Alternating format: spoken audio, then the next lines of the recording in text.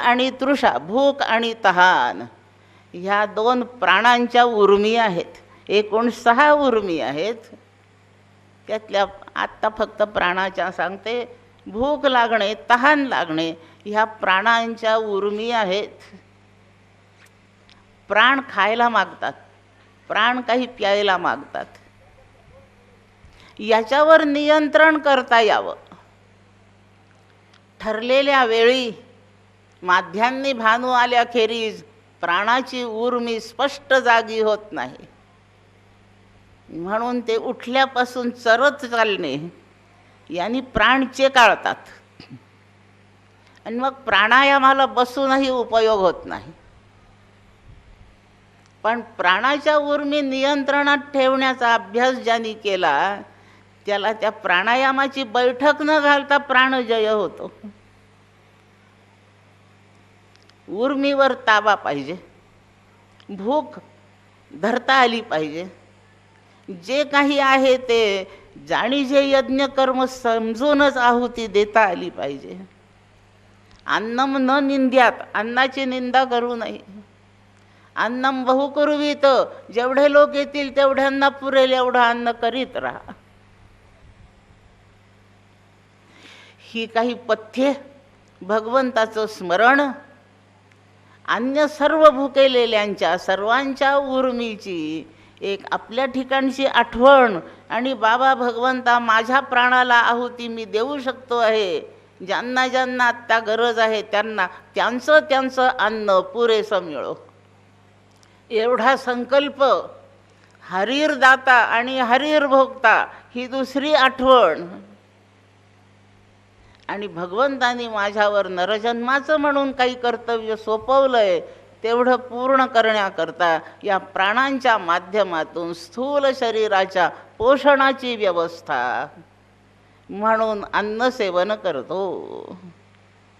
एवढं जर केलं तर प्राण तोही वेचावा हे शब्द आपण तसेच्या तसे आचरणात उतरवले असा अर्थ होतो. एवढं सर्व आपण करूया या संकल्पासह. आणि आता पूजेचा विचार मांडला आहे. त्या पूजेच्या समाप्तीकडे म्हणजे आरतीकडे, आत्ता म्हटलेल्या आरतीच्या अर्थाकडे आपण जाऊया. थोडा वेळ उपलब्ध आहे. प्रास्ताविकामध्ये म्हणजे सूचना केली प्रवचनाची तेव्हा 1 तास त्यांनी म्हटलं, पण पत्रिकेत 1.25 आहे ना हो तास. असं का करतात हे लोक मला कळत नाही. आणि माझी एक प्रसिद्धी ऐकून ठेवा आणि मग प्रवचन ऐका. मी शाळेमध्ये शिक्षिका होते आणि माझ्याच्याने ठरलेल्या तासात कोर्स कधीच कंप्लीट झाला नाही. म्हणून मला एक्स्ट्राच घ्यावे लागले. तेव्हा आत्ताही कोर्स जर कंप्लीट नाही झाला तर मी थोडासा एक्स्ट्रा पिरियड घेईन. आणि एक्स्ट्रा पिरियड असला तरी आपण मंडळी उठून जाणार नाही अशी माझी श्रद्धा आहे. पण कोर्स कंप्लीट करून देईन ही भाषा परमपूज्य डॉक्टर काकांची आहे. तेवढा कोर्स पूर्ण करूनच ह्या आसनावरून उतरेन. जय जय रघुवीर समर्थ. एक समर्थांचा जय जयकार करून त्यांचा आशीर्वाद घेते आणि विषयाला प्रारंभ. एक 60-65 वर्षाचे काका आहेत. ते पूर्वीच्या काळातले फारसे इंग्रजी न शिकलेले, परंतु इंग्रजीची फार आवड असलेले, 2-4 वाक्य पाठ केलेले असे ते काका. त्यांचा नातू 8वी मध्ये शिकतोय. एक दिवस पोरगं शाळेतून आलं आणि काका विचारतात, बेटा अरे एका वाक्याचा अर्थ सांग रे. प्रश्न विचारतो तुला, एका वाक्याचा अर्थ सांग. आय डोंट नो याचं मराठी भाषांतर सांग मला. काका म्हणतायत आय डोंट नो ह्या इंग्रजी वाक्याचा मला मराठीत अर्थ सांग. आणि नातू म्हणतो मला माहीत नाही. मी विचारतो आय डोंट नोचा अर्थ सांग. आजोबा मी जाणीत नाही. मूर्खा आय डोंट नो याचा अर्थ सांग. तो म्हणतो मला माहीत नाही. आणि एवढंही कळत नसेल तर शाळा सोडून बैस घरी. भर कोणाच्या घरी पाणी भर. आता प्रश्नाचं उत्तर जेव्हा दिलेलं आहे आणि ते प्रश्नाचं उत्तर आहे असं समजण्याची, प्रश्न विचारण्याला जर योग्यता नसेल तर मोठं कठीण आहे. आपण अभ्यास करतोय परमार्थामध्ये आणि काही प्रश्न उत्पन्न होतात, त्याची उत्तरे शास्त्राने दिली, सत्पुरुषांनी दिली, सर्वत्र त्याची उत्तरेच उत्तरे आहेत. आणि आपल्याला ती जर अजून कळत नसतील तर आपली योग्यता त्या आजोबा इतकी आहे. आणि म्हणून दिलेलं उत्तर समजलं तरी पाहिजे ना. आणि उत्तर समजत नाही तोपर्यंत पुढची कार्यवाही होत नाही. आणि याप्रमाणे माणसाने आपल्याला, आपण जे शास्त्र वाचू किंवा ऐकू हे समजण्यापुरती पात्रता करून घ्यायची आहे. ज्यांची पात्रता नाही त्यांनी सज्जनगडी या अशा महोत्सवात यावं. आणि हा महोत्सव आपल्याला शास्त्र समजण्याची योग्यता प्रदान करण्यासाठीच आहे. ज्यांना ती योग्यता आहेच आहे त्यांनी पुढील गंभीर प्रश्न पाहावेत. पण फार साधे प्रश्न अगदी, याच्या उत्तरामध्ये आपल्याला प्रवेश व्हावा ही व्यवस्था आपल्याला करून घ्यायची आहे. ती ह्या उत्सवांमधून होते आहे. ह्या गडावरच्या ह्या उत्सवात, इथल्या ह्या प्रवचन कीर्तनांमधून आपल्याला आणखीन काहीतरी मिळणार आहे. मी आणखीन एक गोष्ट सुरू करते आणि मगच आरतीत जाते. 6व्या वर्गाचा अभ्यास, भूगोलाचा पिरियड चालू आहे. काल काहीतरी त्या सरांनी शिकवलं तर भूगोलातलं, भौगोलिक परिस्थिती या भारताची, म्हणजे उत्तरेला काय, दक्षिणेला काय, नद्या कोणत्या आहेत, शहरं कोणत्या, अशी भौगोलिक माहिती शिकवली. आज दुसरा दिवस उगवला आहे. थोडीशी कालची रिव्हिजन घ्यावी, पोरांचं थोडंसं काय लक्षात आहे नाही तपासावं आणि पुढील भाग सुरू करावा. आणि म्हणून ते गुरुजी विचारतायत, सांगा हिमालय कुठं आहे, करा हात वर. दोघा चौघांनी केले आणि साधारण मास्तरची खोडच आहे, हात वर करणाऱ्याला विचारायचं नाही. आणि म्हणून हात वर न करणाऱ्या एकाला विचारलं, त्याचं नाव बंडू. अरे बंडू तू सांग. बंडू म्हणतो, मला काय माहिती हिमालय कुठं, मी नाही पाहिला. सांग हिमालय कुठं आहे. मला नाही माहिती हिमालय. काल झोप काढली का वर्गामध्ये? काय म्हणायचं तेवढं म्हणून झालं. नाही मला माहिती, मी पाहिला नाही. राम बेंचवर उभा. आणि त्या मास्तरने त्याला शिक्षा म्हणून बेंचवर उभं केलं. ते तो बेंचवर असा इथे उभा आहे. ते शिक्षकांनी इकडून पाहून पुन्हा त्याच्याकडे तोंड केलं. तर तो बंडू म्हणतो, सर बेंचवरूनही हिमालय दिसत नाही. देव पाहो देव पाहो, उंचे ठाई उभे राहो. आपल्याला हिमालय पाहायचा आहे. जसा तो त्या बेंचवरून दिसत नाही तसा आपल्याला सुद्धा अजूनपर्यंत इतकं सगळं ऐकूनही भगवान दिसतच नाही दिसला अजून.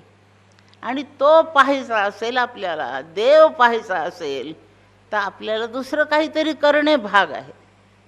आणि ते जे काही करणे आहे देवदर्शनासाठी, म्हणजे मग हिमालय कुठेचं उत्तर जसं देता येईल तसं देव कुठे आहे, देव पाहिला का, ह्या प्रश्नांची उत्तरं आपल्याला देता येतील. ह्या दोन प्रश्नाची उत्तरे समजावून घेण्यासाठी आपण इथे बसलो आहे. सुखसहिता दुःखरहिता निर्मळ एकांता, कलिमल दहना गहना स्वामी समर्था. छान आरती आहे. रामदास स्वामीच्या पंथाने ह्या वळणाने जे लोक काही उपासना आराधना करतात त्यांच्या नित्यपाठामधली आरती आहे. सद्गुरूंचं वर्णन आहे सुखसहित, दुःखरहित, निर्मळ आणि एकांत. संबोधन आहेत ते सगळे. पण स्वरूपवर्णन सांगत असताना सद्गुरू जे माझे सद्गुरू म्हणजे प्रत्येकाने म्हणायचं माझे सद्गुरू हे सुखसहित आहेत,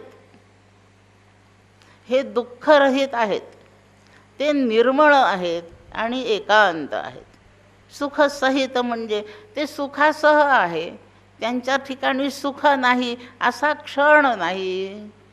अधिक योग्य बोलायचं म्हणजे ते सुखस्वरूपच आहेत, सुखस्वरूप आहेत. वर्णन जे केलंय सच्चिद आणि आनंद त्यातलं त्यांचं आनंद हे स्वरूप आहे. आनंदाला जेव्हा सुख हा शब्द पर्यायी वापरला जातो तेव्हा त्या सुख शब्दाचा निर्विषय सुख असा अर्थ असतो. संदर्भ पाहून ते सविषय ऐहिकातलं सुख आहे की ते परमार्थ सुख आहे हे संदर्भावरून ठरायचं. आरतीत सद्गुरूंचं स्वरूप लक्षण सांगणं चाललं आहे. ते सुखसहित आहेत म्हणजे इथे सुख शब्दाचा आनंद असा अर्थ होतो. आनंद रूप आहेत. दुःखरहित आहेत. आनंदाला नेहमीच प्रतिशब्द नाही आणि म्हणून वर्णन करूनच दिलं की दुःखाचा इथे संबंध नाही. सद्गुरूंच्या राज्यात त्यांच्या स्वरूपाच्या ठिकाणी त्यांच्या सहवासात दुःखाचा अनुभव नाही. तो त्यांना तर नाहीच नाही, पण जे जाऊन बसतील त्यांनाही तो नाही. दुःखरहित आहे. दुःखाचा अभाव, आत्यंतिक दुःखाची निवृत्ती आणि आत्यंतिक सुखाची प्राप्ती हे परमार्थाचं स्वरूप आहे. आणि ह्या स्वरूपाने स्वरूपसिद्ध असं ज्यांचं वर्णन आहे ते आनंदरूप आहेत. आणि तिथे दुःखाचं अशी नाव वार्ता पण नाही. दुःखरहित, निर्मळ आहे, निर्दोष आहे. निर्दोष वस्तू ह्या जगात एकच आहे आणि ती म्हणजे ब्रह्मवस्तू. निर्दोषम ही समम ब्रह्म. त्याला निरंजन दुसरं नाव आहे. निरंजन म्हणजे अंजन शब्दाचा काळा धब्बा असा अर्थ होतो, जिथे कोणताही डाग नाही असं ते निरंजन स्वरूप म्हणजे काही दोषच नाही असं दोषरहित स्वरूप आहे. निर्मळ, एकांत, दोनपणाचा अनुभवच जिथे नाही त्याला एकांत म्हणतात. विवेचन थोड्या वेळाने करू. एकांत स्वरूप ते आहे. आपल्याला सतत दोन किंवा दोनहून अधिकाचा अनुभव सुरू आहे. किती गर्दी बसली आहे? 500 माणसं. 500चा अनुभव आहे. 5च जण आले होते, 5चा अनुभव आहे. अहो मी आणि हा आम्ही दोघंच होतो, 2चा अनुभव आहे. मी एकटीच आहे, हा 1चा अनुभव नाही आहे. माझा मी एकटीच आहे ह्या जाणीवेमध्ये दुसरं कोणी आलं नाही ही कल्पना शिल्लक आहे. म्हणजे दुःखाच्या कल्पनेसह एकपणाचा अनुभव आहे. अशी दुःखाची कल्पनाही पण नाही असं जे एकपण आहे तो एकांत आहे. विवेचन थोड्या वेळाने आणखीन पाहू. निर्मळ, एकांत. लक्षणे सांगून झाली. पहिलं लक्षण सांगितलं आनंदरूप आहे. दुसरं लक्षण त्याचाच तो अनुवाद आहे विरोधी शब्दांनी, म्हणून ते लक्षण वेगळं समजायचं कारण नाही. ते निर्दोष आहे आणि ते एकांत आहे. लक्षणाची ही एक ओळ, एक गट आहे. कलिमल दहन हे तटस्थ लक्षण आहे. हेही सद्गुरूंचं लक्षणच आहे. पण त्याच्यामध्ये दुसरा एक संबंध येतो. कलियुगाचा उल्लेख येतो म्हणजे कालाचा उल्लेख येतो. कालाच्या उल्लेखासह स्थलाचा उल्लेख झालाच आणि स्थलकालाच्या उल्लेखासह वस्तूंचा उल्लेख झाला आणि तिन्हीचा उल्लेख जिथे होतो तिथे या विश्वाचा उल्लेख झाला. आणि विश्वाचा उल्लेख देऊन जेव्हा गुरुबद्दल बोलतात, विश्वाच्या उल्लेखासह जेव्हा ब्रह्मवस्तूचा विचार करतात, तेव्हा तो ईश्वराचा विचार असतो. कारण विश्वाचं कार्य करण्यासाठी जबाबदार कोणी शक्तिमान तो ईश्वर आहे. म्हणून ह्या ओळीमध्ये माझे सद्गुरू जे ब्रह्मरूप ते ह्या जगाच्या संदर्भामध्ये ईश्वररूप आहे. आणि तिथे आल्यावर त्यांना जे काही कार्य करायचं आहे ते उत्पत्ती स्थिती लय हे ईश्वराची कामे ती नाही करीत. यांच्या विश्वात वेगळी कामे आहेत. ते कलिमल दहन, कलीचे जेवढे मल म्हणजे दोष आहेत हे घालवून देणे. साधका तू माऊली, आपलं पोरग मळून आलं बाहेरून खेळून, कधी गटारात पडलं, कधी धुळीत लोळलं, आणि म्हणून आईचं पहिलं काम आहे त्याला धुवून काढणे, आणि तेच काम सद्गुरूचं आहे. म्हणून माऊली, आणि ती माऊली धुते. ते धुण्याचं जे काम आहे त्याचा उल्लेख आहे कलिमल दहन, भस्म करून टाकील दोषांचं. कलियुगामध्ये इतर युगाच्या मानाने अधिक दोष आहेत. या सर्व दोषांचं निराकरण व्हायला पाहिजे. कलिमल दहना, ती वरची लक्षणे कळत नाहीत, हे कार्यही कळत नाही. म्हणून सद्गुरूला समजून घेणे अत्यंत कठीण आहे. ते गुह्य आहे, गोप्य आहे, समजायला अवघड आहे. वरवर ते दिसत नाही, आणि वरवर दिसत असलं तरी ते आहे हे कळत नाही. ते राजगुह्य आहे, ते परमगुह्य आहे, ते गुह्यापेक्षा अधिक गुह्य असं आहे.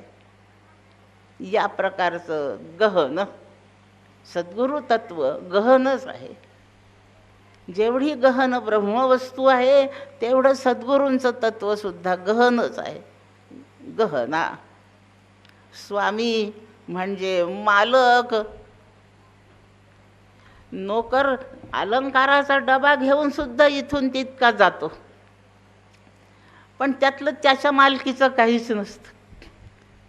मालकाने कपाटातून काढून दिलं आणि बाईसाहेबांना हा डबा नेऊन दे, त्याच्याजवळ काही लाखांचे अलंकार आहेत त्या गड्याच्या हातात,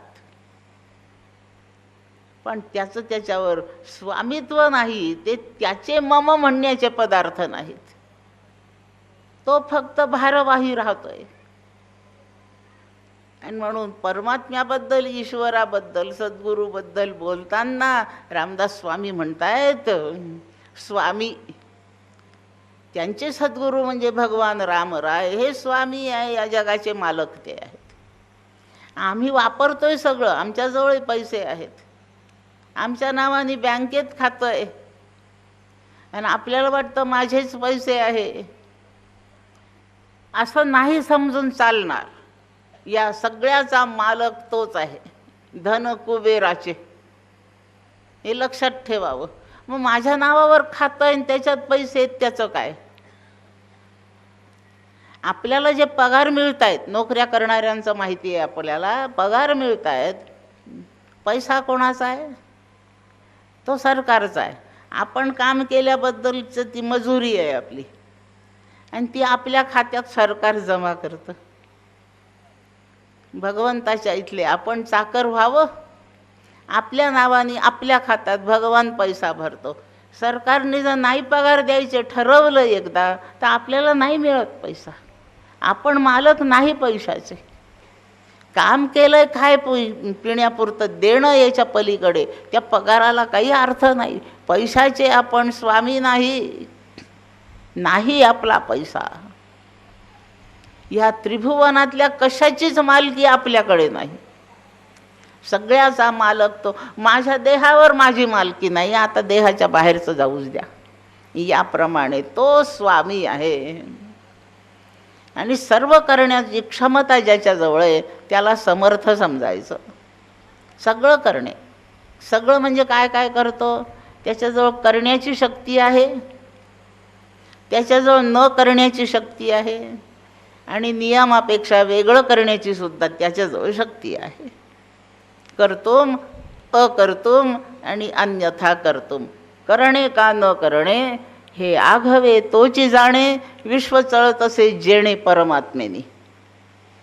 म्हणून समर्थ फक्त तोच आहे असं सद्गुरूविषयी समजायचं. रामदास स्वामी स्वतःच्या गुरुबद्दल असं समजून आपल्याला शिकवत आहेत. कलिमल दहना गहना स्वामी समर्था. याच्यातल्या निर्मल शब्दाचा अर्थ पाहू, एकांत शब्दाचा पाहू.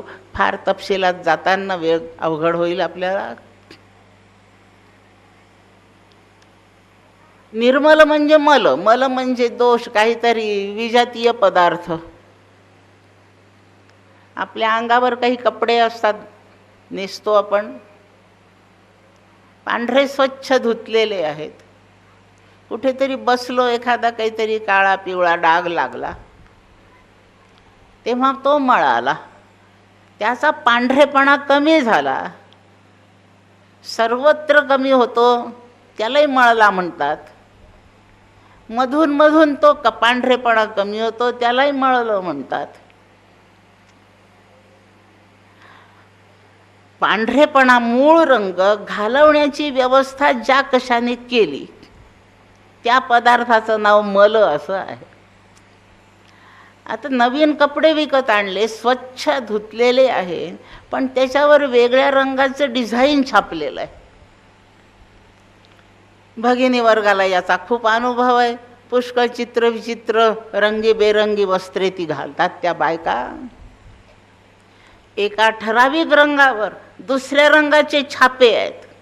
तो दुसरा रंग स्वच्छच आहे. ज्याच्यावर छापे मारले तो पहिला रंगही स्वच्छच आहे. पण त्या पहिल्या रंगावर त्या दुसऱ्या स्वच्छ रंगाचे जरी छापे मारले तरी पहिला रंग मळाला आहे असं म्हणतात. पटतं काय? जेवढे डिझाईनचे कपडे आहेत ते सगळे मळालेले, मळवलेले आहेत. मधूनच काही टिकल्या टुकल्या त्याला जोडलेल्या आहेत. ते सगळे त्याला मल चिकटलेले आहेत.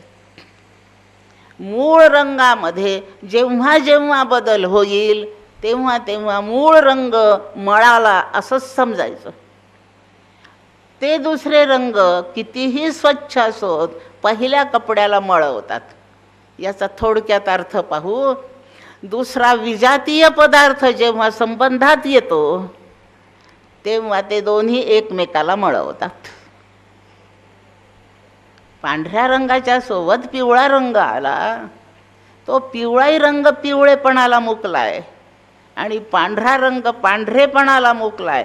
त्यांच्या संपर्काने दोन्हीही रंग मलिन झालेले आहेत. म्हणजे काही मळायचं जर असेल तर विजातीय पदार्थाची आवश्यकता आहे. विजातीय पदार्थ नसेल तर मळणे अशी काही प्रक्रियाच घडत नाही. सद्गुरूचं वर्णन चाललंय. सद्गुरूंच्या शिवाय दुसरा पदार्थ नाही. वेदांताच्या भाषेत बोलू, छांदोग्य श्रुती आहे, वर्णन आहे. त्या श्रुतीतले शब्द असे आहेत, एकम एव अद्वितीयम, एकमेव अद्वितीयम. ते ब्रह्माचं वर्णन आहे. एकम, एक आहे ते, त्याच्यात काही विभाग नाही. झाड आहे एक, पण त्या झाडामध्ये विभाग आहेत ना. झाड खोड आहे, फांद्या आहेत, पानं आहेत, फुलं आहेत, फळं आहेत, त्यातल्या त्याच्यातच सगळे विभाग आहेत. असे जेव्हा विभाग नसतात तेव्हा एक म्हणतात. त्याच्या पुढे श्रुतीत एव शब्द आहे, म्हणजे मराठीत शब्द तयार झाला एकच. हा च लावून सांगितलं आहे. त्याच्यासारखं दुसरं नाही. म्हणजे एक झाड जर आंब्याचं पुढे असेल त्याच्यातच खोड फांद्या फळं फुलं आहेत, आणि दुसरं बाजूला एक काहीतरी कडुनिंबाचं झाड आहे, तेही झाडच आहे, पण आंब्यापेक्षा ते वेगळं आहे. झाड जात असली तरी ते वेगळं आहे. झाड जातीतच वेगळेपणा,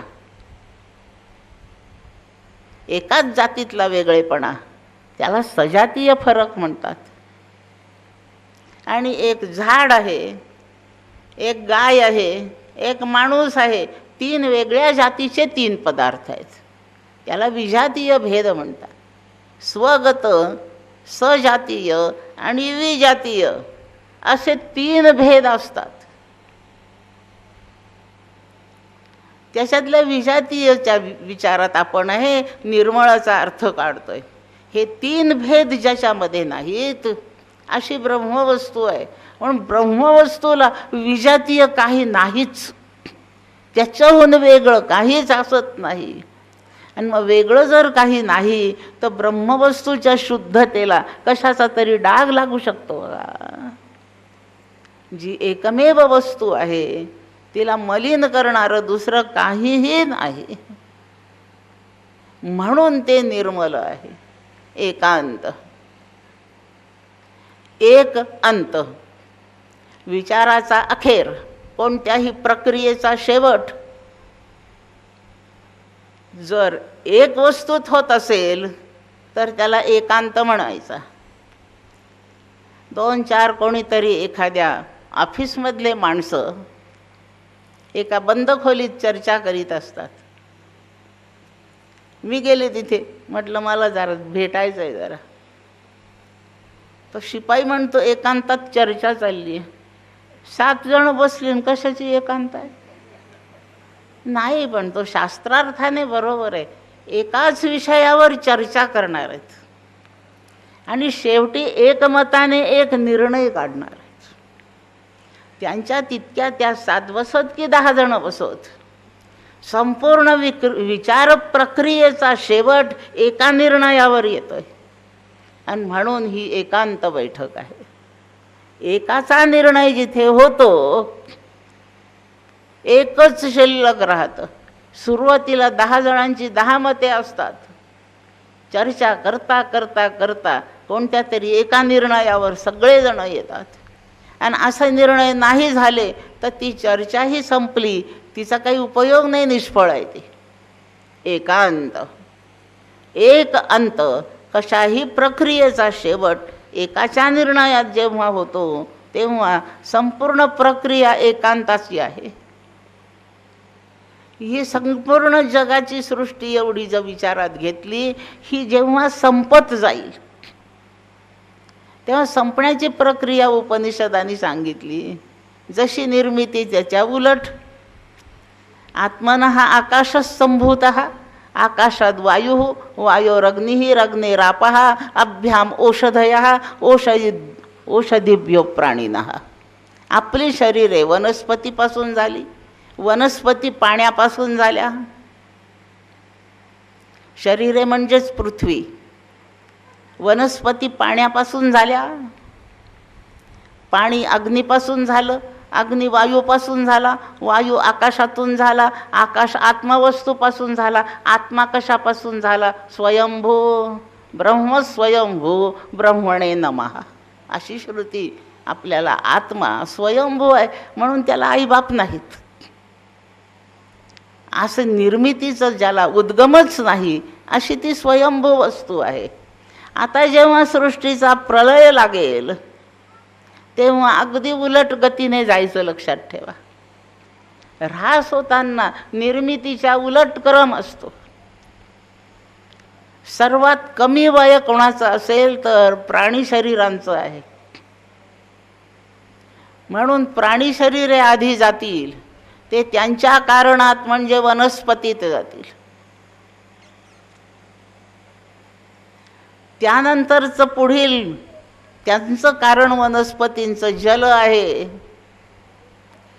माणसाच्या शरीरापेक्षा वनस्पती, वनस्पतीच्या शरीरापेक्षा जल हे अधिकाधिक प्रौढ आहे, आधीचे आहेत.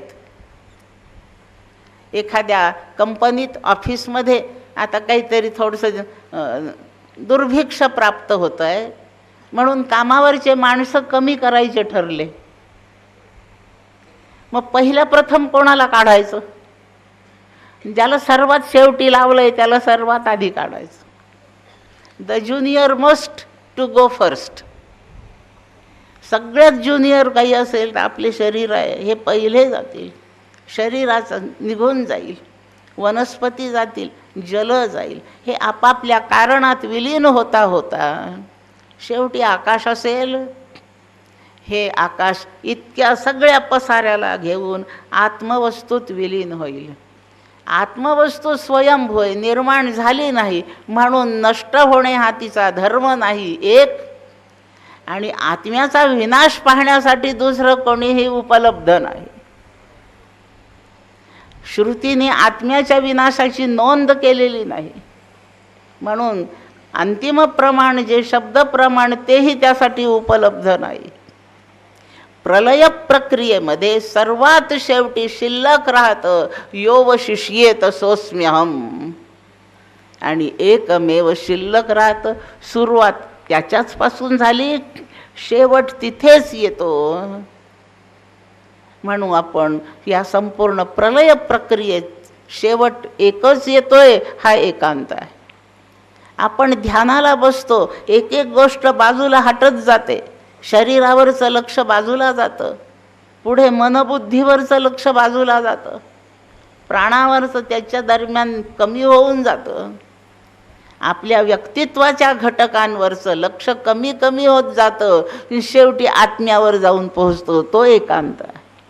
एकाच वस्तू जेव्हा प्रक्रियेचा शेवट होतो, जगन्मिथ्यात्व समजावून घ्यायला लागल्याबरोबर, म्हणजे बाध करणे ही क्रिया सुरू झाली तरी आत्म्याचा बाध होत नाही, तेवढा एक शिल्लक राहतो, तोही एकांतच आहे. असं सगळ्यांची पूर्णपणे निवृत्ती करून ब्रह्मवस्तू किंवा आत्मवस्तूच्याच निर्णयावर येऊन त्या अनुभूतीत तटस्थ होऊन राहणे, ह्याला एकांत म्हणतात. माझे सद्गुरुनाथ ह्या जगात हिंडतील, कामं करतील, तरी अखंड भान फक्त ब्रह्मवस्तूचंच असते. असा त्यांचा एकांत बिघडत नाही. एखादी नवीन मुलगी लग्न होऊन सासरी जाते, सगळ्यांचे कामं करते घरामध्ये, ते सासरीचे जेवढे काही आप्त असतील एवढ्यांचे कामं करतेच, सगळीकडे हिंडते फिरते, नोकरीलाही जाते. इतकं सगळं करीत असताना तिला अखंड भान फक्त तिच्या नवऱ्याचं असतं, लक्षात ठेवा. ती दुसऱ्या भानात नसते, तिला भान तेच असतं. असं अखंड भान फक्त ब्रह्मवस्तूचं जेव्हा असतं तेव्हा हा सर्वोत्तम प्रकारचा एकांत आहे, लोकांतातील एकांत.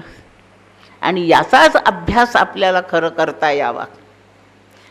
दारं लावून बसायचे, गुहेत जाऊन बसायचं, आपल्याला लौकिकात ते जमत नाही म्हणून तो एक आपल्याला सहाय्यभूत प्रकार आहे. पण एकांत शब्दाचा असा अर्थ आहे सद्गुरूचं स्वरूप केवळ एकमेव अद्वितीय आहे असा अर्थ घ्या. त्यांच्या स्वरूपासारखं दुसरं काहीही नाही. आणि ते लौकिकात दिसले तरी त्या भानामध्येच आहेत, निर्मल. दुसऱ्याच्या अभावी ते निर्मळ आहेत. एकाच्या भानात असल्या कारणाने ते एकांत आहेत. सच्चिदानंदत्व हे स्वरूपच आहे. दुसरा पसारा नसला म्हणजे आपला आनंद बिघडवण्याचं कोणीही जबाबदार कारण असत नाही. कारण आनंद बिघडवण्याची द्वैतामध्ये, भेदामध्ये, जगामध्ये आहेत. सोपा दृष्टांत, सुषुप्तीमध्ये आपला आनंद नाही ना भंगत कधी. मी नुसती बसले, खोल्याचे दारं लावून जरी बसले तरी कोणीतरी टकटक करतं, लागलेच मला आनंद बिघडून जातो.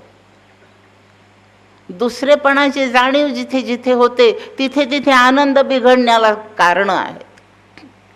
म्हणून द्वैतात, भेदामध्ये, पसाऱ्यामध्ये आनंद कधी टिकत नाही, आठवण येत नाही, तो जाणवत नाही, असला तरी भंगून जातो. दुजाच्या अभावी आनंद कशाने भंगणार आहे? आणि आनंद जर भंगणारच नाही, सुषुप्तीचा उल्लेख केला मी. आपल्या जागेपणी इतकी विविधता आहे. सुषुप्ती गाढ झोपेमध्ये काहीच विविधता नाही. तिथे खाद्यपदार्थ नाहीत, कपडे लत्ते नाहीत, देखावे नाहीत, काही नाही आहे. आणि आनंद अबाधित आहे. तसा सुषुप्तीचा अभ्यास जागृतीत करता येणे, याला परमार्थ करणे समजावं. जो आनंद सुषुप्तीत आहे तो जागृतीत घेता आला पाहिजे. आणि असा जर घेता आला तर ती समाधीच आहे.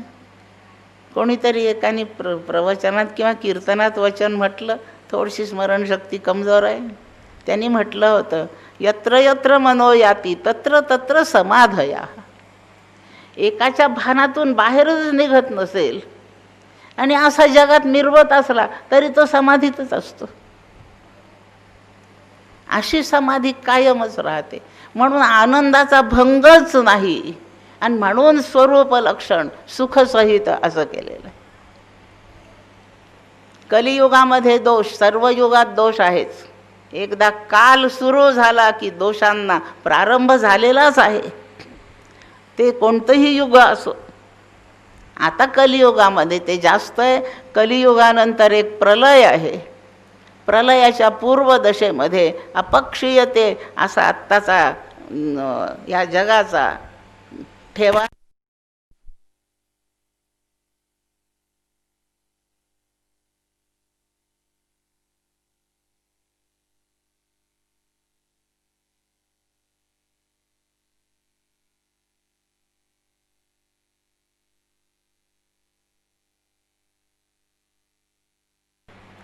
सत्ययुग संपलं, त्रेतायुग संपलं, द्वापर संपलं आणि आता कलियुग सुरू आहे.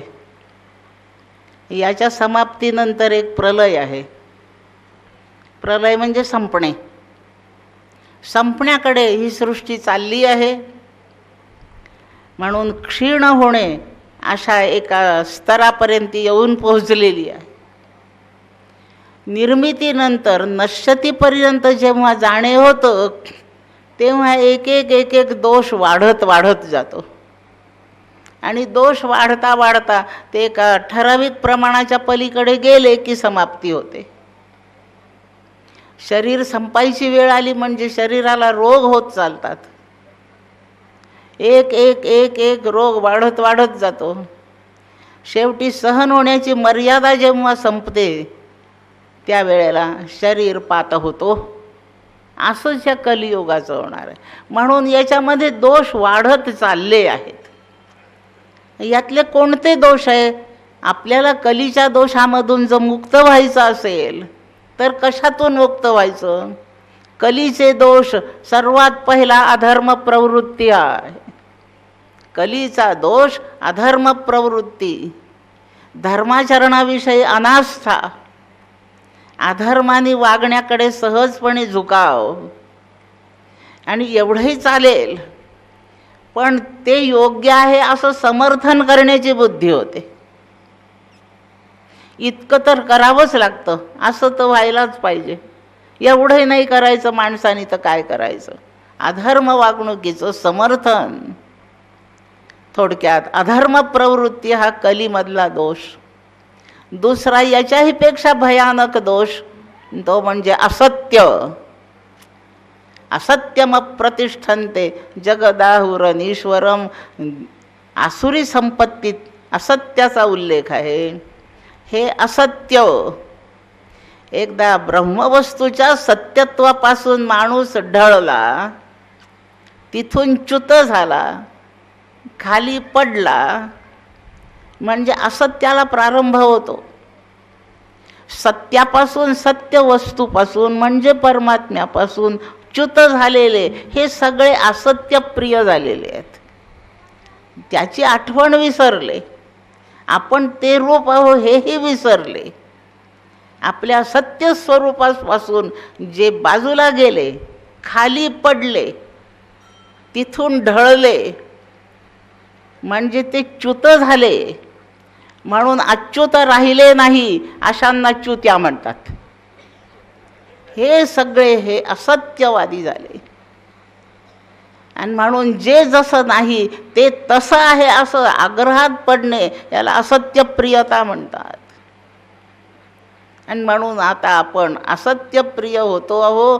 कलियुगाचा दुसरा भयानक दोष असत्य हा आहे.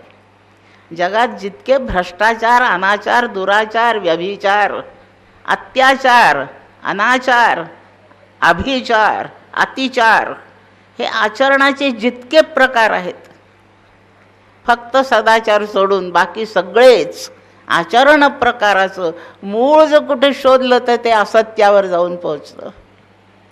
आणि म्हणून असत्य हा या कलीचा महान भयानक दोष आहे. ते फार भ्रष्टाचारी आहेत, याचा सरळ अर्थ ते असत्यवादी आहेत. त्यांचा सत्याशी संबंध नाही म्हणून ते तसे आहेत, असत्य. तिसरा महान दोष आहे तो म्हणजे अश्रद्धा. श्रद्धा नाही. गुरु सांगतात कशावरून? शास्त्रात लिहिलं खरंच तसं आहे काय? आई वडिलांनी सांगितलं असं करतातच काय, असं नाही केलं तर काय होतं? हे सगळे प्रश्न अश्रद्धेचे आहेत. आणि मनुष्य एकदा अश्रद्धावान झाला की तो कशातलं कोणतंच साधन करण्यास योग्य राहत नाही. साधन करण्याची क्षमता श्रद्धेवर चालते, अश्रद्धा. आणि या सगळ्या 3 प्रकारच्या महान अशा दोषांचं, कलीच्या दोषांचं, ह्या 3 महान दोषांचं जनकत्व कोणाकडे असेल तर ते अविद्येकडे, अज्ञानाकडे आहे. मूळ अविद्या काम करायला लागली, ती अविद्या तिच्या रूपाने कळायच्यापेक्षा अधर्माचरणाने कळते. अधर्म प्रवृत्ती, असत्य आणि अश्रद्धा. आता बाकीचे जे दोष आहे ते सगळे यांच्या पोटामध्ये आहेत. असे हे कलीचे दोष आहेत. सद्गुरूंच्या चरणाशी एकदा जाऊन बसलो म्हणजे आपल्या ठिकाणच्या ह्या दोषांचा परिहार सद्गुरू करतात. कलिमल दहन असं ते स्वरूप आहे. कलिमल दहना गहना स्वामी समर्था. नकळे ब्रह्मादिका तुझा हा अमोघ महिमा जो आहे, तुझ्या स्वरूप लक्षणांचा महिमा, तुझ्या तटस्थ लक्षणांचा महिमा, तू ह्या जगात करीत असलेल्या कार्याचा गौरव, हे सगळं आम्हाला नाही उमजत. नकळे ब्रह्मादिका, ब्रह्मदेवाला ते उमजत नाही. नकळे ब्रह्मादिका, तुझा अंत लावणे, तुझा महिमा समजून घेणे, हे कोणाच्या बुद्धीच्या प्रांतातलं काम नाही. नकळे ब्रह्मादिका अंत अनंता. ज्याचा अंत कळत नाही त्याला अनंतच म्हणतात. कशाचीही मर्यादा सांगता आली की तो शांत झाला. एखाद्या याच्यामध्ये किती गुण आहे, 100 गुणांची यादी केली आणि ती सगळे गुण जर संपले असतील तर तो अनंत गुणी नाही आहे. गुण वर्णन करता करता शिल्लक राहिले पाहिजे. तदपि तव गुणानाम ईश पार न याती. कितीही लिहत बसलं तरी ते संपत नाही, कितीही सांगितलं तरी सांगणे संपत नाही. थोडासा लहानसा दृष्टांत त्याच्यासाठी. आपण 1 2 3 4 5 या संख्या मोजतो आणि मोजण्यासाठीच ह्या संख्या वापरतो. किती जण बसलेत मोजा हो, म्हणजे इथून सुरुवात होईल. 1 2 3 4 5 50 55 500 600 असं. ह्या संख्या मोजण्यासाठीच वापरतात. यांना मोज संख्या म्हणतात. यांचा प्रारंभ 1 वर सुरू होतो. ह्या संख्या संपतात कुठे? कितीपर्यंत पोहोचलो की आता पुढे संख्या नाही असं होईल. एक मोठी संख्या सांगा ना हो, कोणती सांगितली 5795. संपल्या का संख्या? ते 95च्या पुढे 96 आहेच की अजून, म्हणजे आणखी एक संख्या त्याच्या पुढची आहेच. मग तिथे संपल्या का? नाही, त्याच्या पुढे आणखीन एक संख्या आहे. या मोज संख्यांचा प्रारंभ 1 वर होतो पण समाप्ती होतच नाही. प्रत्येक संख्येला तिच्याहून मोठी संख्या पुढे आहेच, पुढे मोठी आहेच. पण 1 वर सुरुवात झाली, त्याच्या खाली काही नाही आहे. तर 1 वर सुरुवात झाली म्हणून खाली काही नाही, या बाजूला संख्या संपल्या. पण मोठ्या मोठ्यापणाकडे गेला असताना त्या संपत नाही. या बाजूला त्या अनंत आहे. दृष्टांत फक्त अनंताच्या ओळखी करताय. जे संपत नाही ते अनंत आहे. सद्गुरूच्या वर्णनाची सुरुवातही नाही आहे आणि शेवटही नाही, ते दोन्ही टोकाला अनंत आहे. एक रेषा काढू आपण, अशी ओढली मी एक रेषा, ती इकडे किती लांब आहे माझ्या उजव्या बाजूला, मी काढीत बसेन ती चालतच राहील. आणि ती इकडे किती लांबीपर्यंत वाढवता येईल ती इकडे वाढतच राहील. ही रेषा दोन्ही टोकांनी अनंत आहे. त्या मोज संख्या एका टोकाने अनंत आहेत. सद्गुरु रेषेसारखे सद्गुरूचं स्वरूप अनंत आहे. परमेश्वर अनंत आहे. त्यांच्या गुणांचं वर्णन पूर्ण होत नाही. आपल्या मतलबापुरतं, आपल्या कामापुरतं तेवढं वर्णन करून घ्यायचं, याचा अर्थ ते संपलंय असा होत नाही. असे अनंत स्वरूप, सर्व व्यापित्व असा अनंत शब्दाचा दुसरा अर्थ आहे. सगळं व्यापून असणारे आणि व्यापून संपलं असंही नाही, अधिक शिल्लक असणारे. त्रिपादस्यामृतं दिवी, हे सर्व व्यापून परमात्मा सृष्टीच्याही पलीकडे असृष्ट स्वरूपामध्ये कितीतरी आहेच आहे, असा अनंत परमात्मा. म्हणून ब्रह्मदेव हो का कोणी हो त्यांना हे समजणार नाही.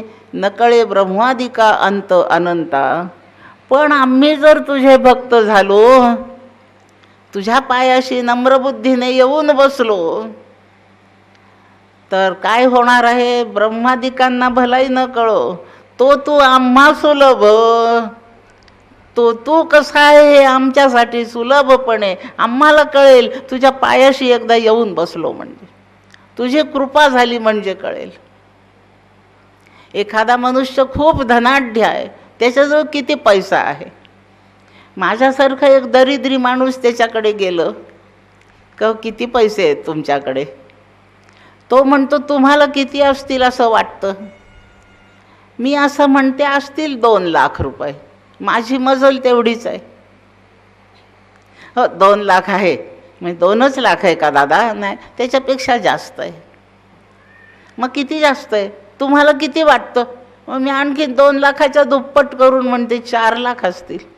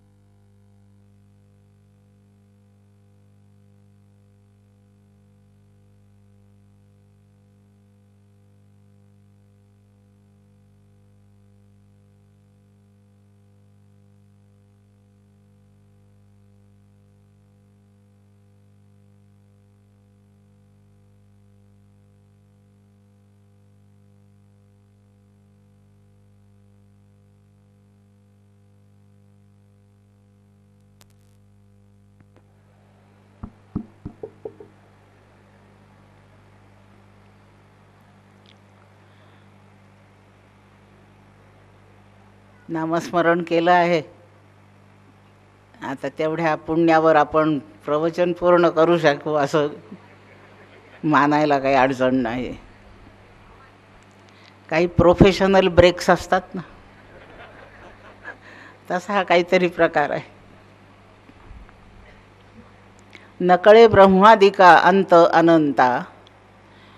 विद्वत्तेच्या भरवशावर परमात्म्याचं आकलन होत नाही, असा ह्या वाक्याचा सरळ अर्थ आहे.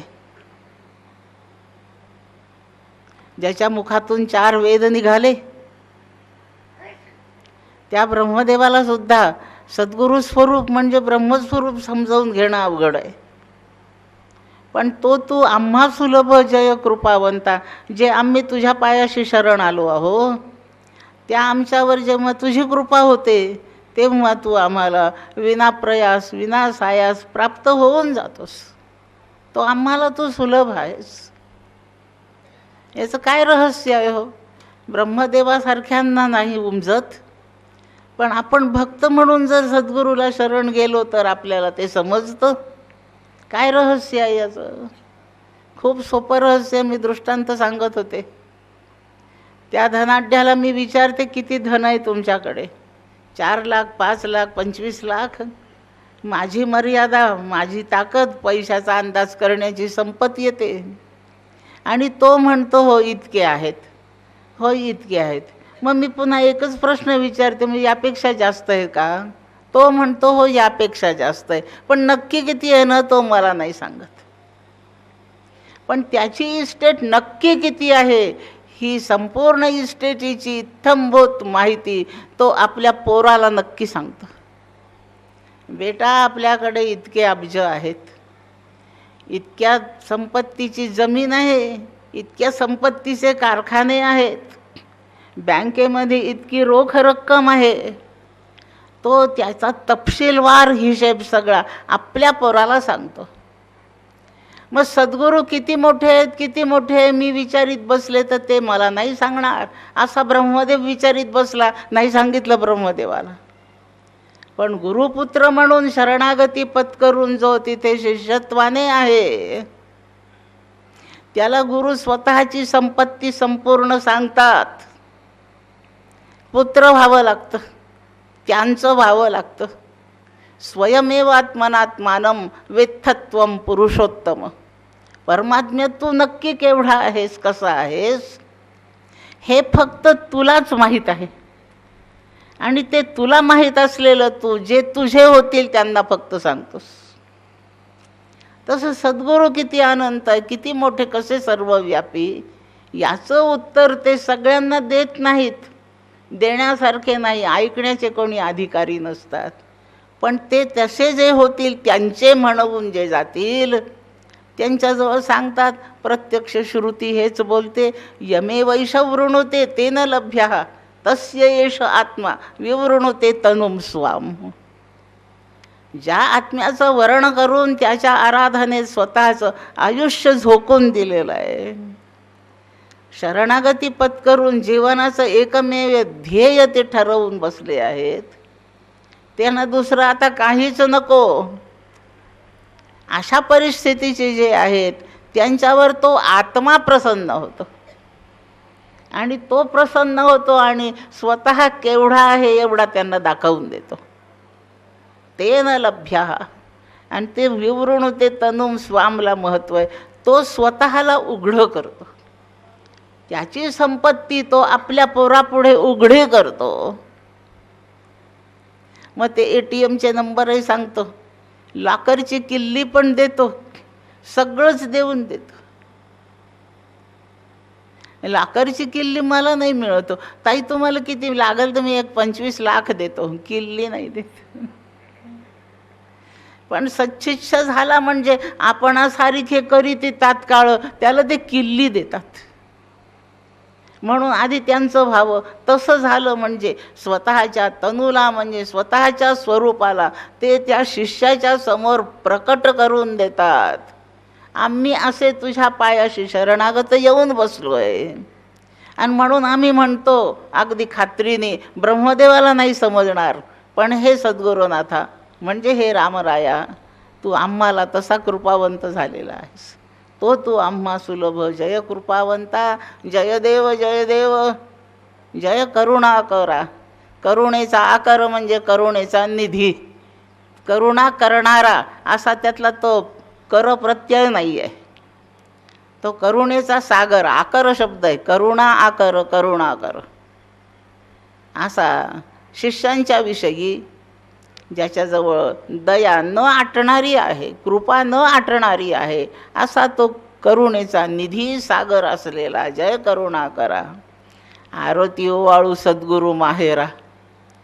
सद्गुरू चरणांना आरती ओवाळणं चाललं आहे, कारण ते माहेर आहे. हो, प्रत्येक जीवाला माहेर आहे. असं समजू नका कोणी की लग्न झालेल्या पोरीबद्दलच माहेर शब्द प्रयोग होतो. स्त्रियांना माहेर असतं, पुरुषांना असतं का माहेर? पुरुषांनाही माहेर असतं. कारण ह्या सृष्ट पदार्थामध्ये, ह्या सृष्टीमध्ये प्रत्येक वस्तू स्त्री आहे. अवघड आहे ऐकायला, नाही का? पण आहे. भगवद्गीतेच्या 7व्या अध्यायामध्ये चला, जिथे भगवंतांनी स्वतःच्या 2 प्रकृती सांगितल्या. एक अष्टधा प्रकृती सांगितली, भूमिरापो नलो वायु खं मनो बुद्धिरेव च अहंकार. आणि दुसरी एक प्रकृतीच सांगितली, ती जीवभूता महाबाहो ययेदंधार्यते जगत. जीव प्रकृती. ज्यांना ज्यांना जीव आहे असं वाटतं, त्या प्रत्येकाचा जीव प्रकृतीवाचक असल्या कारणाने तो स्त्री आहे. आणि तो स्त्री असल्या कारणाने माहेराचा उल्लेख करणे भागच आहे, असा त्याचा थोडासा अर्थ लागतो. प्रत्येक जीवाला माहेर आहे. आणि माहेर शब्दाचा अर्थ निर्मितीचं स्थान, जन्मभूमी, जन्माचं ठिकाण.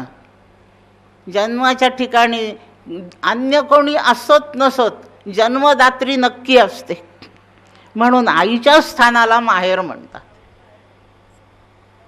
एखाद्या अपत्याचा जन्म होत असताना तिथे आणखीन कोणी असावं असं काही कायदाही नाही न अटही नाही, पण आईशिवाय कसं शक्य आहे? म्हणून माहेर शब्द आईवर येऊन केंद्रित झाला. आपल्या उत्पत्तीचं स्थान. मग आता आई जिथे राहते ते घर माहेर आहे, ती राहते ते गाव माहेर आहे, तिचे जे माणसं असतील ते माहेरची माणसं आहेत. आपल्या निर्मितीचा, आपल्या उत्पत्तीच्या स्थानाशी संबंध माहेरचा आहे आणि तो आईच्या मार्फतीने येतो.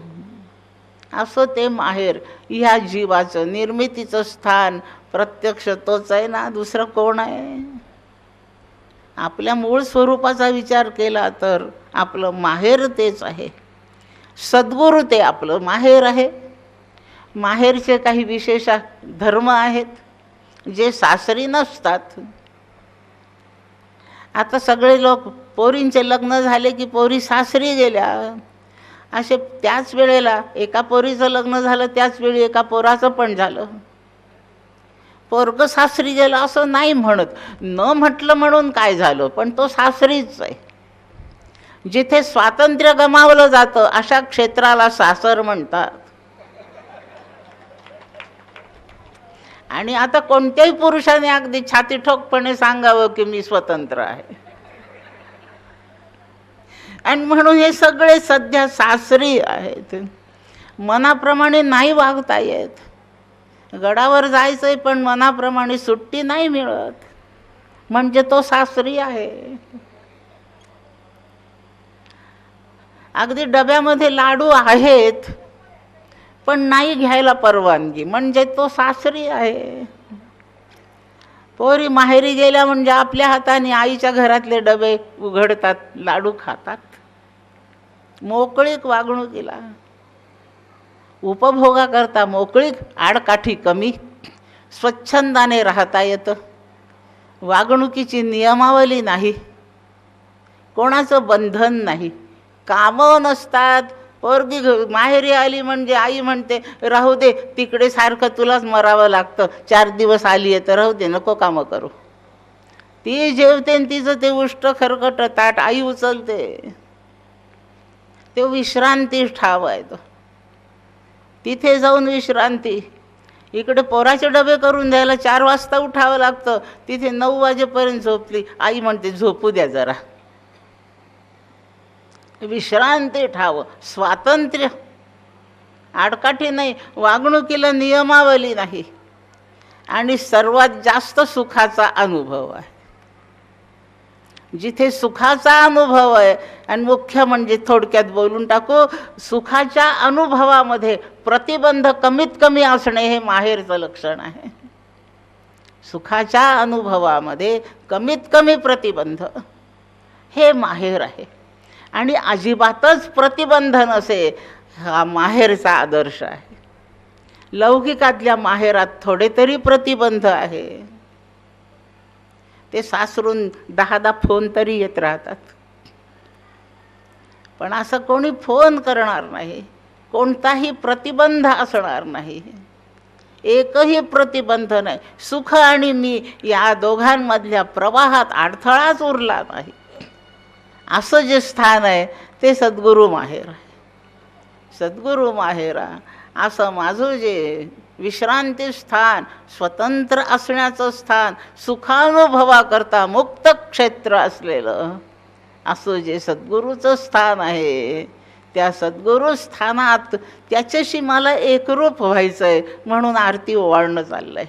आणि एवढी व्यवस्था सद्गुरूनाथा आपण कराल, कारण आपण करुणेचे सागर आहात. माझं खूप चुकतं असं नाही माझा दावा की माझं चुकत नाही, पण परी माझ्या विठोबाचा दयाळू स्वभाव असं तुकोबांनी सांगून ठेवलं आहे. म्हणून चुकलेले आम्ही पुन्हा पुन्हा तिथे चुकतची गेले. चुकतची गेले म्हणजे एकदा चूक करून संपलं नाही असा अर्थ होतो. तीच चूक पुन्हा पुन्हा, तीच चूक पुन्हा पुन्हा, आणि असे किती एक जन्मे गेली पण ह्या चुका सुधरत नाही. असे असणारेही आपण शरण जर गेलो तरी करुणेचा सागर आहे, त्याला ओहोटी लागत नाही. आणि म्हणून आमच्यासाठी ते माहेर आहे. माहेर सासरचं समर्थच दुसऱ्या ठिकाणी वर्णन करतायत, आणि ते वर्णन प्रवृत्ती सासूर निवृत्ती माहेर तेथे निरंतर मन माझे. तुक समर्थांचा अभंग आहे. त्यांनी माहेर सासरची व्याख्याच सांगितली. जेवढा सोपाधिक भाग, प्रवृत्ती भाग, कर्म भाग, भोग भोगण्याचा भाग, जिथे देह उपाधी प्रधान आहे, देहाने होणारे प्रतिबंध जिथे जास्तीत जास्त आहेत, देहाच्यामुळे जबाबदाऱ्या येऊन पडल्या, आपण पाडून घेतल्या, त्या फार आहेत. आणि त्याच्यापायी आपल्याला सुखाच्या अनुभूतीची सोय उरली नाही.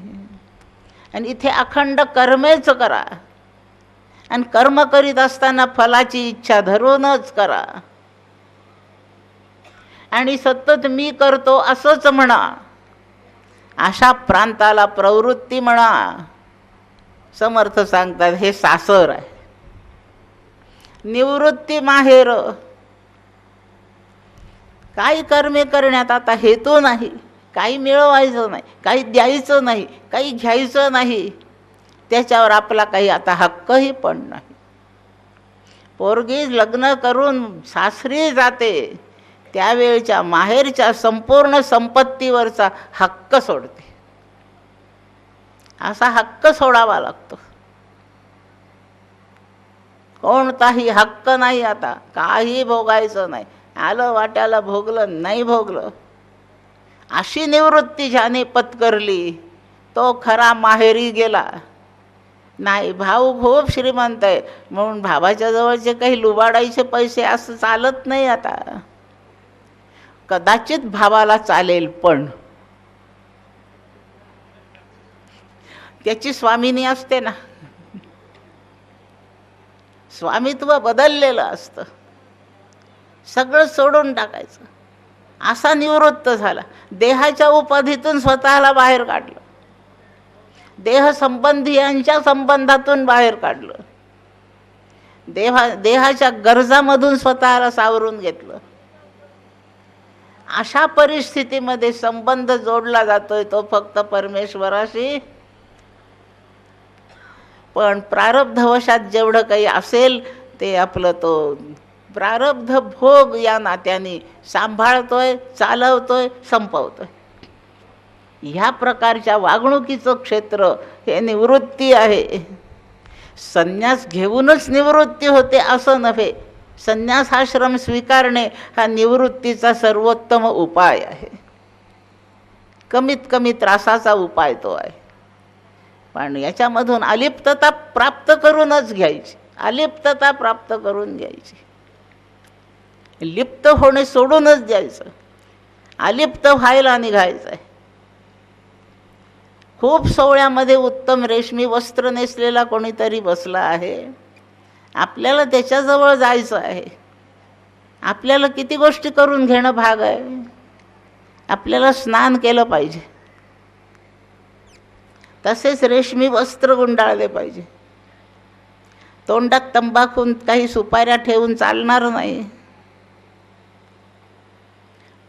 इकडून तिकडे मिरवत असताना प्रत्येक वेळी पाय धुवून तिथे गेलं पाहिजे. मुख प्रक्षालन करून गेलं पाहिजे.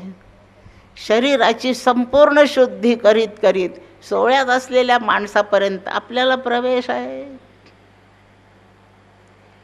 म्हणून सर्वातून निवृत्त असा जो निरुपाधिक परमात्मा, त्याच्यापाशी जात असताना यातलं खूप सोडावं लागतं. साधे देवळं असतात हो, बाहेर बोर्ड असतो चपला इथे काढा म्हणून. साधा बोर्ड असतो, साधे देवळं असतात, तिथे कमरेचे पट्टे इथे सोडून ठेवा, त्या पिशव्या बिशव्या इथे ठेवा.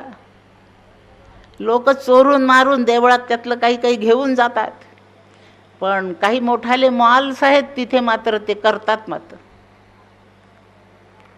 पिशव्या नाही आतमध्ये नेता येत, काहीच आत नेता येत नाही. इतकं सोहळ्यात व्हावं लागतं, तेव्हा परमात्म्याशी प्रवेश असतो. हे जसं एक एक सोडूनच द्यायचं, सगळ्या आडकाठ्या बंद करायच्या, अशी अलिप्तता प्राप्त करून घ्यायची आणि असंगोयम पुरुषः अशा असंग असलेल्या परमात्म्यापर्यंत जायचं, सद्गुरूपर्यंत जायचं. अशी तयारी केली की हे सगळे निवृत्ती मार्गी झाले. मग त्या देहाने प्रपंच प्रारब्ध करविल तेवढे करीत राहतील, त्याच्याबद्दल काही बोलायची गरजही नाही आहे. प्रारब्धाविषयी काही बोलण्याची काही गरज नाही आहे. बोललं तरी भोगणे आहे, न बोललं तरी भोगणेच आहे. मग बोलून श्रम कशाला, न बोलून भोगून काढावं, संपलं का. म्हणून त्याविषयी फार ऊहापोहन आहे. त्यातून अलिप्तता प्राप्त करणे ह्याला निवृत्ती मार्ग म्हणतात, आणि त्याच्याविषयी आसक्ती वाढवीत राहणे याला प्रवृत्ती मार्ग म्हणतात. प्रवृत्ती मार्ग स्वातंत्र्य गमावलेला आहे आणि निवृत्ती मार्ग स्वतंत्र असलेला आहे. आणि सुखाच्या भोगाची अट स्वतंत्र असणे हीच आहे. तेव्हा प्रवृत्ती सासुर निवृत्ती माहेर असं सद्गुरू स्वरूप आहे. त्या सद्गुरूच्या ठिकाणी आपल्याला तादात्म्य पावायचं आहे. माये विण माहेर विश्रांती ठाव, शब्दी अर्थ लाभ बोलणे वावं. सद्गुरूचं स्थान, सद्गुरूचं स्वरूप, सद्गुरूचे चरण हे माहेर आहे. माहेरी काय काय असतं? प्रेम असतं. प्रेमाला एक शब्द माया असा आहे. त्याची माझ्यावर मोठी माया आहे, म्हणजे त्याचं माझ्यावर मोठं प्रेम आहे. प्रेमाला एक माया शब्द वापरला जातो. माहेरी असते ती माया, आईचं, भावाचं, कोणी मावशी काकू यांचं प्रेम खूप असतं. पण त्या प्रेमामध्ये ज्ञान नसतं हो. त्यांना भल्याची फारशी उमज नसते. टायफॉईड झालाय तरी आई म्हणतेच, काय सत्यनारायण केलाय, एवढा नैवेद्याचा प्रसादाचा शिरा देतेच थोडासा. ते प्रेमानेच ती देते, पण ज्ञान नाही की यांनी किती बाधा होणार आहे. म्हणून ते मायेसह माहेर आहे. प्रेम तर पाहिजे, पण प्रेमासोबत ज्ञान पाहिजे. मायेविण अज्ञानाच्या सह प्रेम करता येणे हा मायेचा प्रकार आहे, आणि ज्ञानासह प्रेम करता येणे हा प्रेमाचा प्रकार आहे, हा ज्ञानाचा प्रकार आहे. माया शब्दाचा अर्थ संपूर्ण नाशिवंत सृष्टी, माया शब्दाचा अर्थ अज्ञान, माया शब्दाचा अर्थ अविद्या. ज्या सद्गुरूंच्या स्वरूपाच्या ठिकाणी प्रेम आहे, पण ज्या प्रेमामध्ये अज्ञानाचा लवलेश नाही, फक्त कल्याणाची बुद्धी आहे, शाश्वत कल्याणाचीच बुद्धी आहे, असं जे सद्गुरूंचं प्रेम अनुभवाला येतं, ज्याचे अनुभव सर्व सत्शिष्यांनी घेतले, कल्याण स्वामींनी समर्थांच्या पाशी घेतला तो अनुभव. प्रेमच.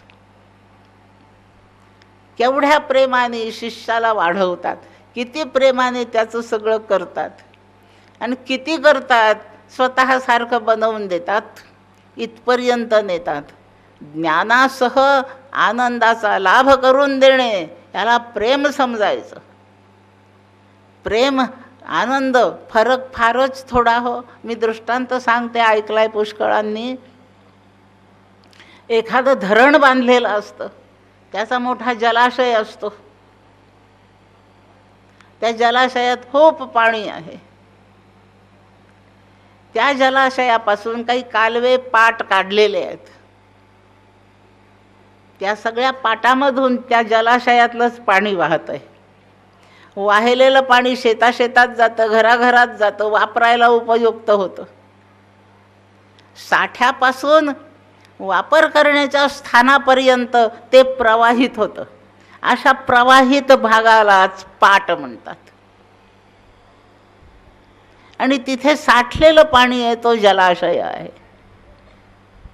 आनंद जलाशयासारखा आहे आणि त्या पाटातून वाहणाऱ्या पाण्यासारखा प्रेम आहे. व्यवहारामध्ये आनंद जेव्हा प्रवाहित होतो तेव्हा प्रवाहित आनंदाला प्रेम म्हणतात. बाकी फरक काहीच नाही. जलाशयातलंच पाणी वाहत आहे, स्वरूपाचाच आनंद प्रवाहित होतो. प्रेमास्पदाला पाहून प्रत्येकाच्या ठिकाणचा आनंद त्याच्यापर्यंत प्रवाहित होत राहतो. प्रेम करणे याचा अर्थ आनंदच. माझं तुझ्यावर प्रेम आहे याचा अर्थ तुझ्या संबंधाने माझा आनंद जागृत होतो. दुसरा काहीच अर्थ नाही. प्रेमाचा संबंध आनंदाशिवाय अन्य कशाशीच नाही. असं अखंड आनंदाचं चित्र आहे. ते ज्ञानासह आहे. ते सद्गुरूपासून आपल्यापर्यंत येतं आहे म्हणून त्याला प्रेम शब्द वापरला. ह्या प्रेमाचा अनुभव माहेरी प्रसिद्धपणे असतो आणि म्हणून त्या प्रेमाच्या संपूर्ण व्यवहाराच्या क्षेत्राला माहेर म्हटलं, ज्याच्यामध्ये अज्ञानाचा लवलेश नाही. म्हणून अविद्येच्या रहित असलेलं असं ज्ञानसंयुक्त असं आनंदाचंच वर्तन जिथे चालू आहे ते मायेविणं माहेर आहे.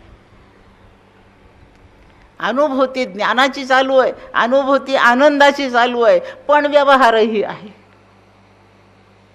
आणि म्हणून त्या व्यवहारासह बोलत असताना ते मायेविणं माहेर आहे. तिथे संपूर्ण विश्रांती आहे. काही कष्ट नाहीत हो, काही मिळवायचं नाही, काही करायचं नाही. परमार्थाचे सुद्धा कष्ट नाहीत. देवप्राप्तीसाठी कर्म नाही, ज्ञानलाभासाठी कोणतीच चेष्टा नाही.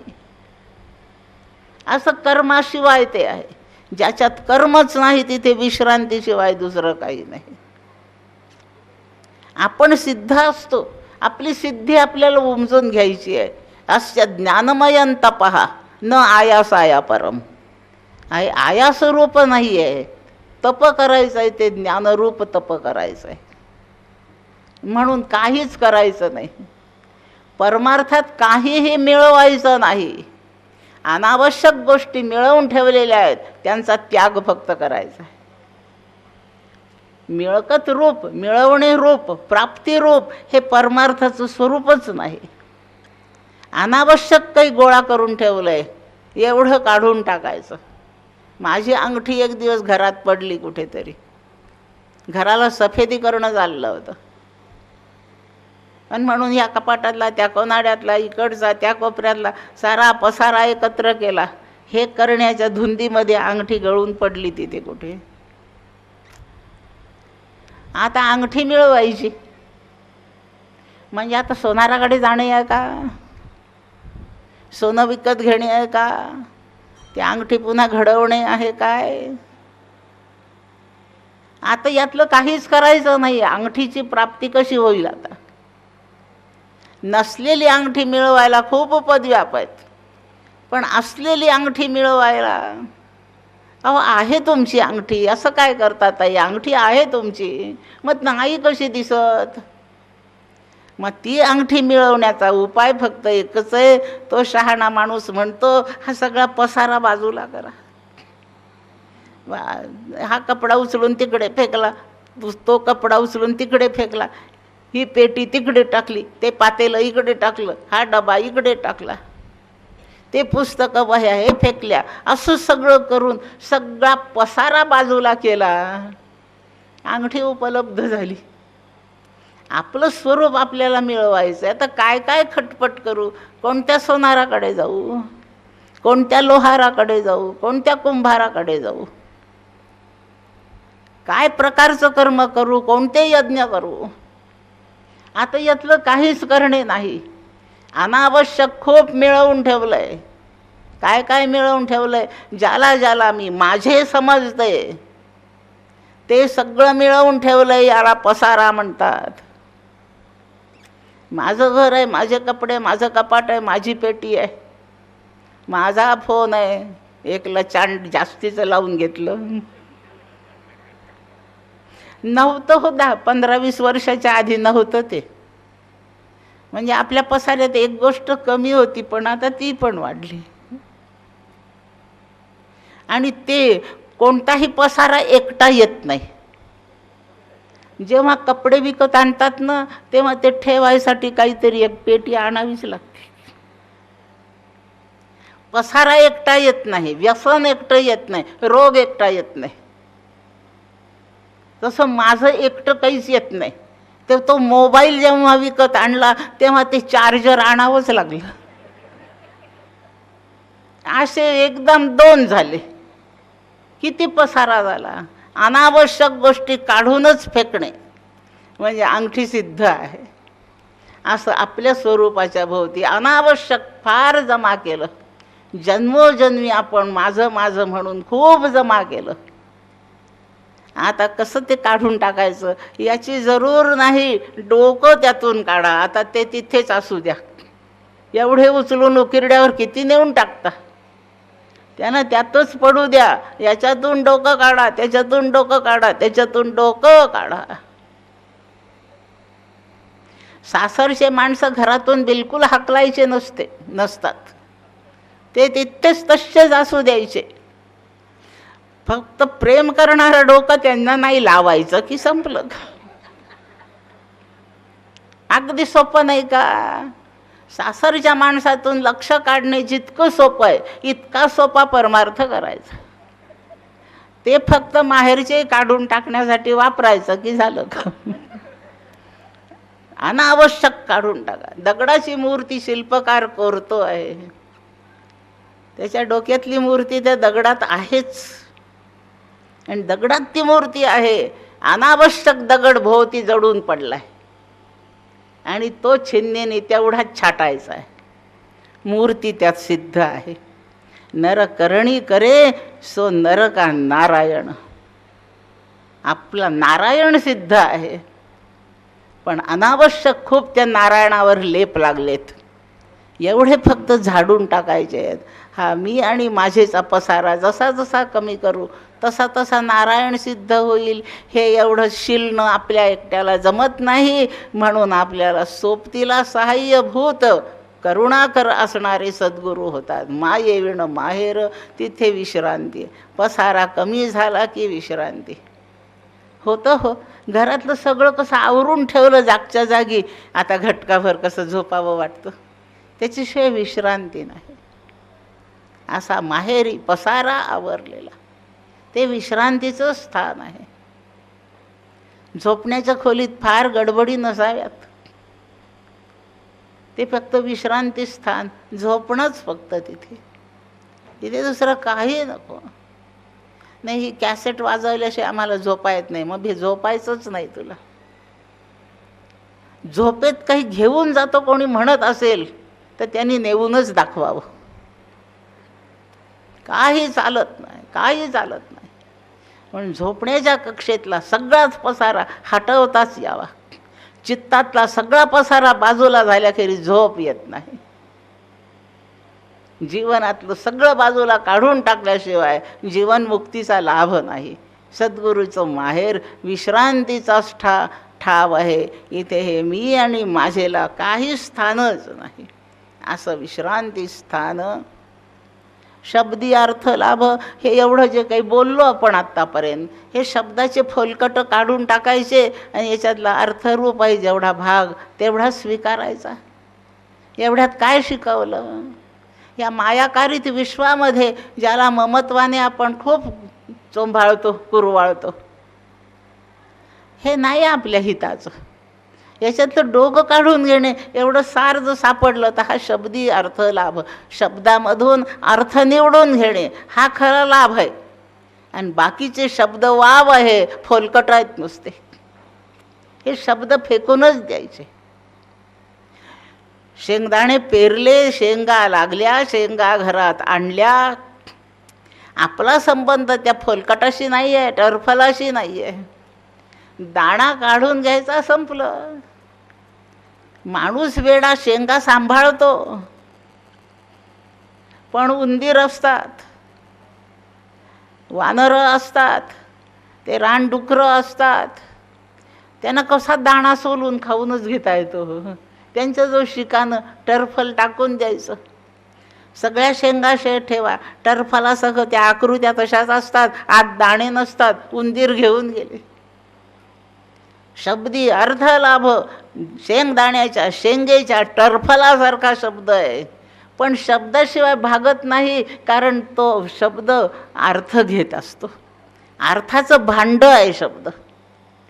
तहान भांड्याने जात नाही, पाण्याने जाते, पण पाणी ठेवायला भांड लागतं. दाण्याशी संबंध आहे आमचा, पण दाणं त्या टरफलासह घ्यावं लागतं. पण अर्थ घ्यायचा आणि शब्द टाकून द्यायचा, हे खूप अवघड आहे. शेवटी ह्या शब्दाचा, शब्द टरफलाचा इतका त्रास होतो अर्थ समजून घेताना. आणि म्हणून माऊली म्हणते, हे शब्दे विण संवादीचे. हे शब्दाशिवाय शिकता आलं पाहिजे. शब्दे विण संवादीचे.